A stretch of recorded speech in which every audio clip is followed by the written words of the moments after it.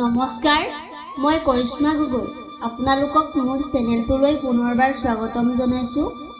আজি মই আপোনালোকৰ আগত কবি অতুল চন্দ্ৰ হাজৰিকাদেৱৰ জন্মদিনৰ উপলক্ষে তেখেতৰ এটি কবিতা আবৃত্তি কৰিবলৈ আগবাঢ়িছোঁ।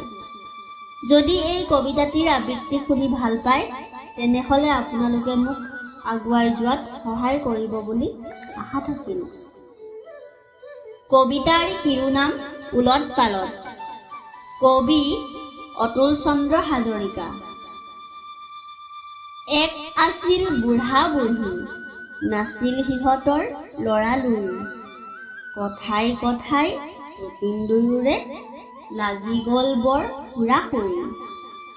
বুঢ়াই ক'লে ফিতাহী মাৰি, শুনিছনে ঐ ঘুগুলি বুঢ়ী। 7 দিনত তই যিমান কৰ এদিনৰ মোৰ কাম। মিছা কৈছো যদি অমুকা বুঢ়াৰ সলাই থবি নাম।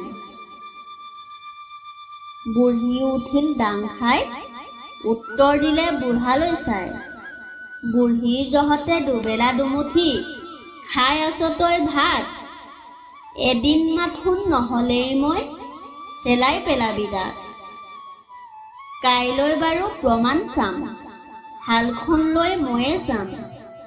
তই হবি ঘৰৰ ঘৈণী, হাঁহ পাৰবোৰ চাবি।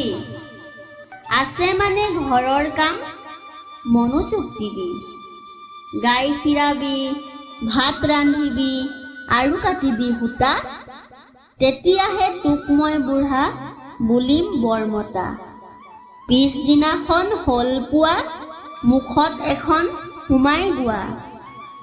বুঢ়ী ওলাল পোন্ধ মাৰি, কান্ধত নাঙল লৈ। বুঢ়া থাকিল সেইদিনা ঘৰৰ ঘৈণী হৈ। বুঢ়ী আহিল শালৰ পৰা, দুখে ভাগৰে আধা মৰা।